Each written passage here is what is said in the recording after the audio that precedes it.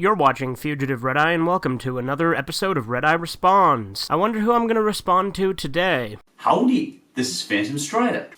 Oh, you again. Why don't you piss off? Okay, I know what you're thinking. You pick on this guy a lot. Like, can we get someone else, please, for Red-Eye Responds? Well, come on, I gave you Young Defiant last time, and I thought I'd do something a bit different with this one. You remember when I said that there were actually some Phantom Strider videos that I like? Well, that's what we're going to be talking about today. Some of his well-made videos that are actually good and he has good points. That said, despite that, I am still going to disagree with him on a lot of things, particularly in the first video. But then the other two, there's only going to be a couple of minor nitpicks. This is going to be one where his videos get progressively better as this video goes on. So that said, obviously I don't want anyone to harass Phantom Strider because he's a pretty chill guy. I wouldn't be for that even if he wasn't, because I don't agree with that. But Phantom Strider's a pretty cool guy. He takes criticism really well. And like I said, these are some of his 3 better-made videos. So we're going to start off here with his top 5 cartoons that everybody likes that he hates. Now, this is the one I'm going to disagree with the most. So let's go ahead and hop in. We all have different tastes, and hopefully this list will demonstrate just how different our tastes can be. Yeah, exactly. That's exactly what this is going to do. It's going to show our differences in taste, and there's nothing wrong with that. But I'll state my reasons as well as I can, and hopefully it'll at least be interesting. And if not, maybe worth a laugh at how weird my opinions are. Yeah, it's definitely worth a laugh for how weird some of your opinions are, but I actually think you make some good points on a lot of these, so let's go ahead. Happy Tree Friends. This is one of those cartoons that started off as a weird, twisted internet cartoon when I was growing up. It was a really big hit at the time though, but when I watched it, it wasn't really my thing. I was actually more into dating sims at the time. But Happy Tree Friends boomed in popularity and became a big TV series, with tons of merchandise. I'm glad to see independent ideas like this get more attention, but Happy Tree Friends never appealed to me. Okay, in all honesty, Happy Tree Friends for me hasn't aged that well. While I do still like it, there's not really any particular reason other than maybe nostalgia. I was really drawn to it as a teenager because of the violence. I don't go back and watch it that often, but every now and then I will. So, I'm kind of with you on this one, but I do still enjoy it for what it is. The only joke there ever seemed to be was continually seeing these animals mutilated. I think one of the interesting things about the show is just how creative they can be with some of the deaths. I do think that is part of why I still enjoy it somewhat, because they can be really creative with the deaths. My favorite episodes, though, tend to be the ones that subvert expectations. Like, there was a Pop and Cub episode where Cub actually survived and they made you think he was dying the whole time. I really like that twist because I like it when they subvert expectations like that. Those are the only modern ones that I'll tune into, typically. But other than that, I do enjoy the creativity in the deaths, like I said. King of the Hill. King of the Hill has a reputation for being very clever and having some very deep, insightful messages about family, culture, and society. Because it does. King of the Hill is a very accurate commentary on society, culture wars. It actually depicts them pretty well, and is actually really level-headed with it.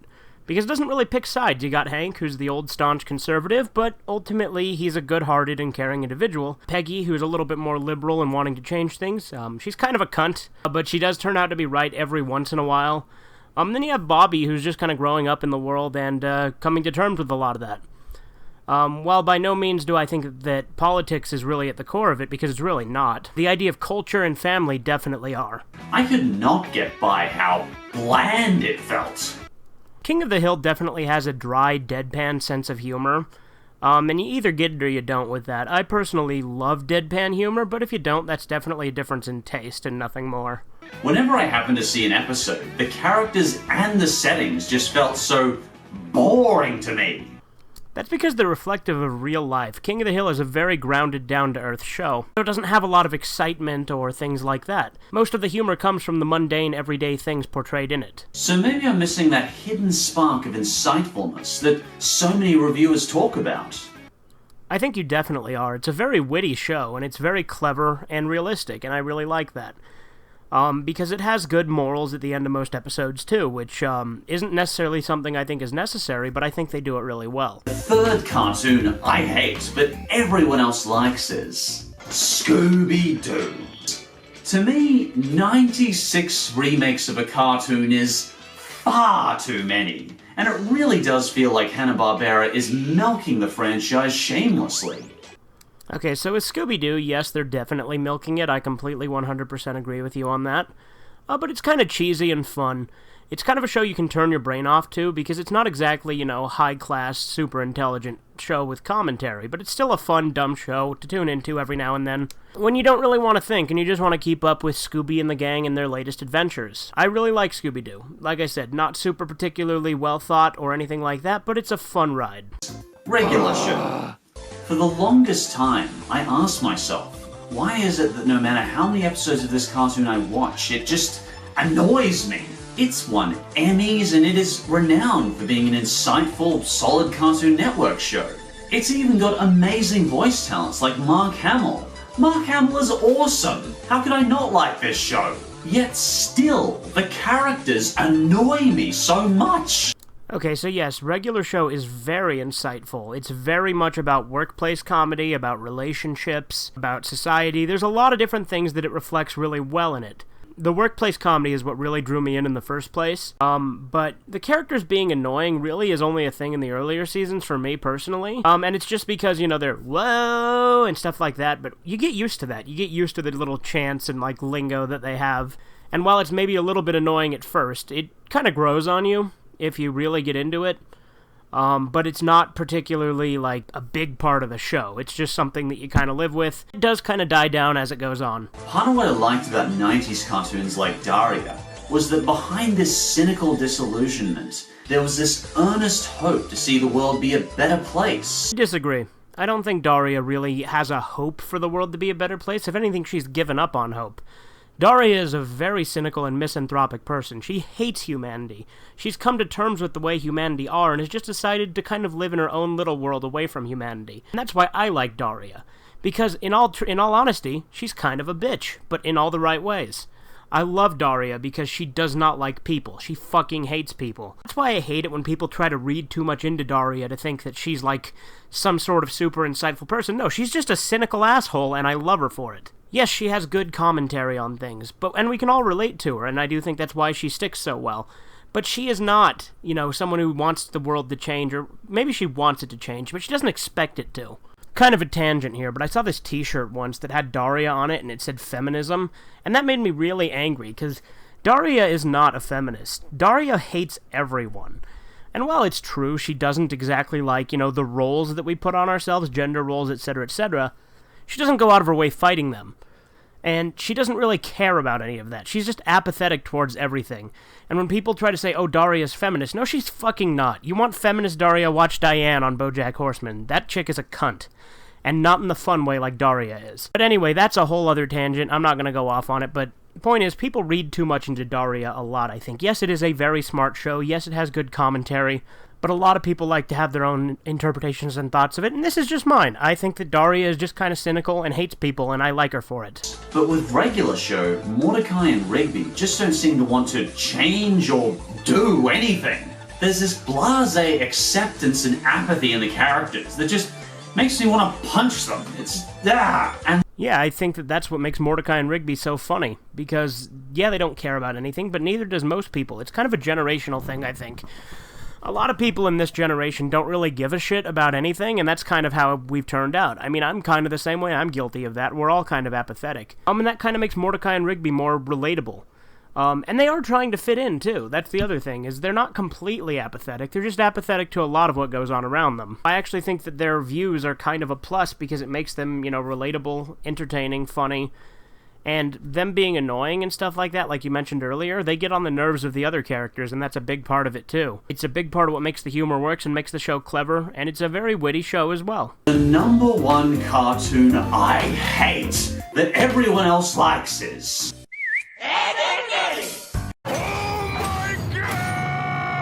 I have heard an astonishing amount of people claim that this is the number one best Cartoon Network show. Really? We've got Steven Universe. Ew. Steven Universe is overrated garbage. Adventure Time.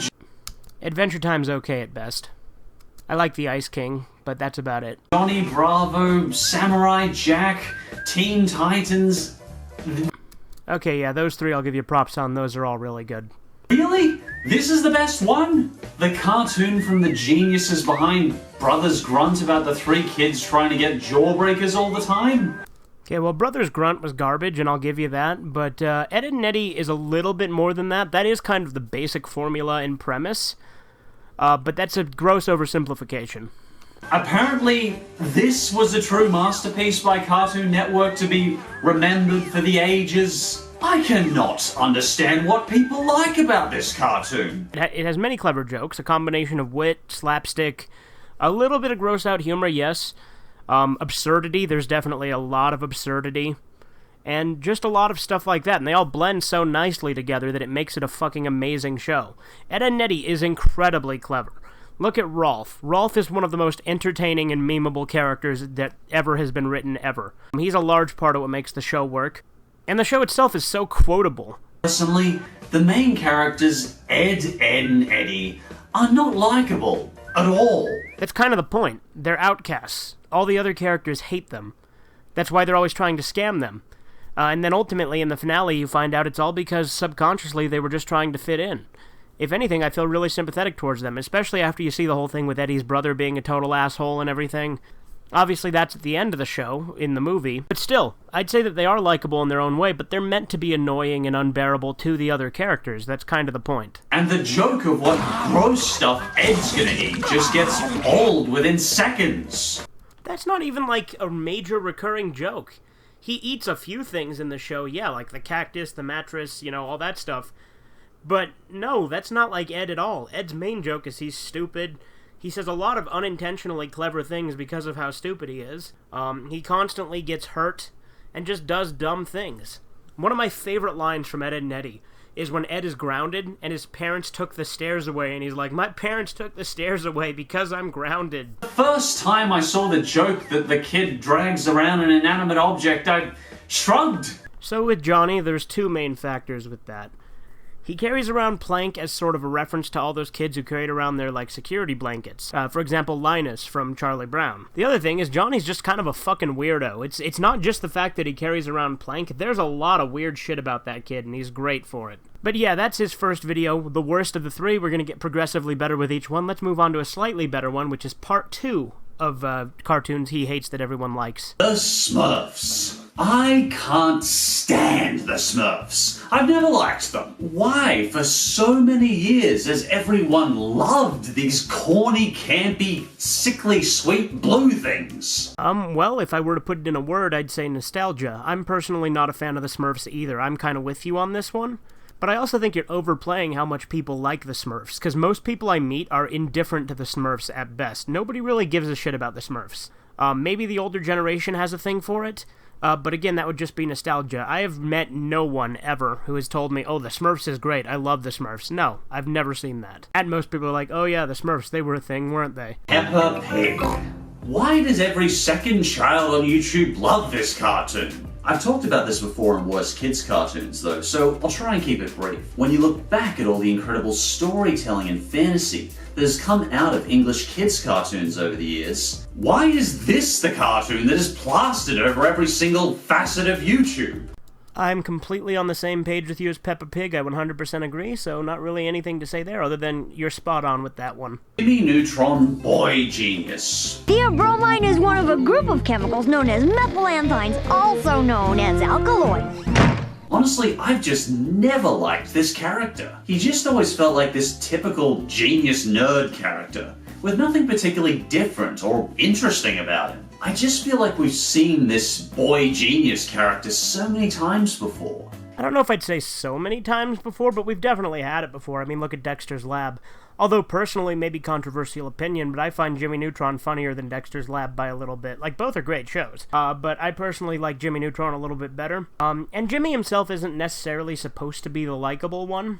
He is kind of narcissistic and stuff. It's really more the side characters that make the show with Jimmy Neutron. And again, it's also funny because it's clever, and the absurd humor and just kind of the weird shit that happens is great, too. Codename Kids Next Door. I can't help it. Whenever I tuned into this cartoon growing up, it just always felt like they were trying to appeal to the cool hip kids with their style of animation and voices. Admittedly, I will say Kids Next Door, again, is one of those things that I don't feel like I'd enjoy as much, just because it's like, oh, kid power. It's still fun for what it is.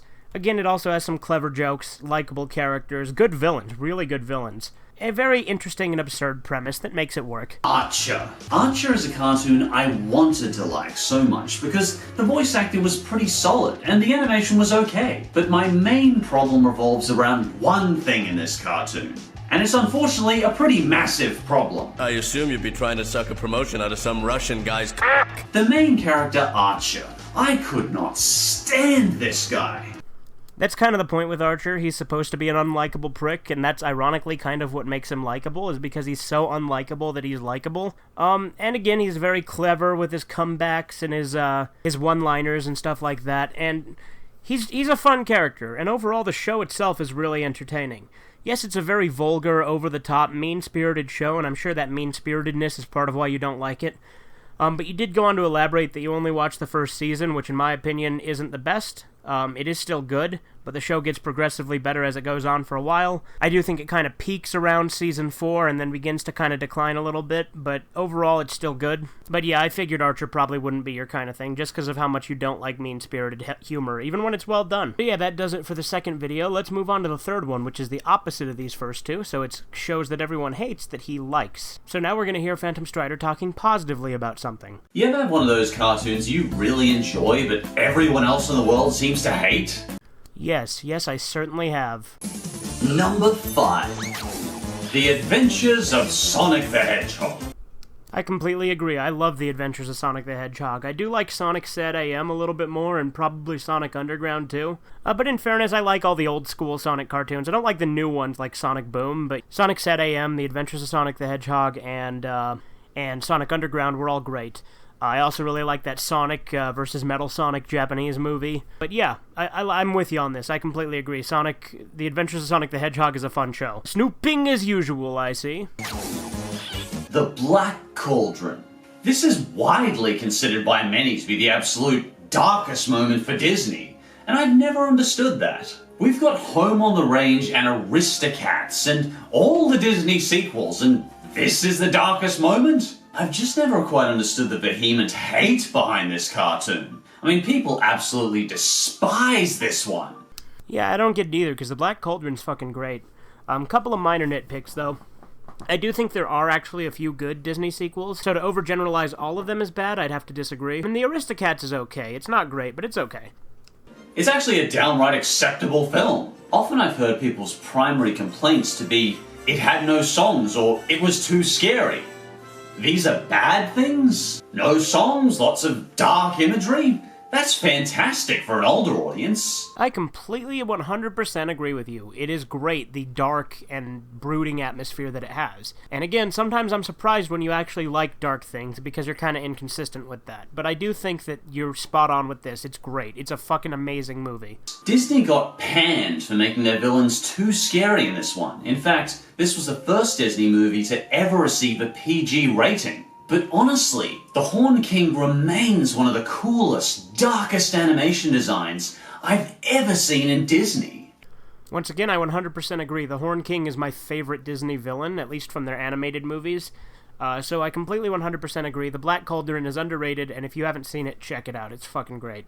The Looney Tunes Show. Basically, Bugs Bunny and Daffy are now domesticated, living pretty standard suburban lives. The Looney Tunes Show has a few good moments. I'm not in love with it. It's not great, and you weren't really either. You mentioned how it was kind of hit or miss. I'm kind of the same opinion, although I'm more indifferent towards it than you are, because I'm not the biggest fan of the Looney Tunes Show, but it was enjoyable enough at times. I hated what they did to Lola, but that's really my only major complaint with it. Season 3 of Uncle Grandpa. I know I'm a hypocrite for saying this because I made fun of it in the worst Cartoon Network shows, but the final season of this show was really good. Now, while I haven't seen it and can't 100% say that, I don't think I'm going to give Uncle Grandpa a chance just because it looks like trash, and the little bits of it I have seen are trash. And maybe it gets better later on, but I frankly don't think I'm missing much by not watching Uncle Grandpa, so I'll take your word on that. Captain Planet. I just don't get the hate behind this show. I thought it was really creative. As a kid or as an adult, I still enjoy this cartoon. Even though it's campy, it's just so well intentioned that it's charming. I mean, Captain Planet's alright. I'd say that the campiness is what really makes me enjoy it. I don't give a shit how well-intentioned it is. If anything, it's kind of preachy, and that's kind of annoying, but in kind of a way that's also kind of so bad it's good, so it's enjoyable, but in my opinion, in a completely ironic way. But that ends another episode of Red Eye Responds. Next time I'll try not to do Phantom Strider again, but we'll see what I do, so toodles. Subscribe, the Fugitive Red Eye.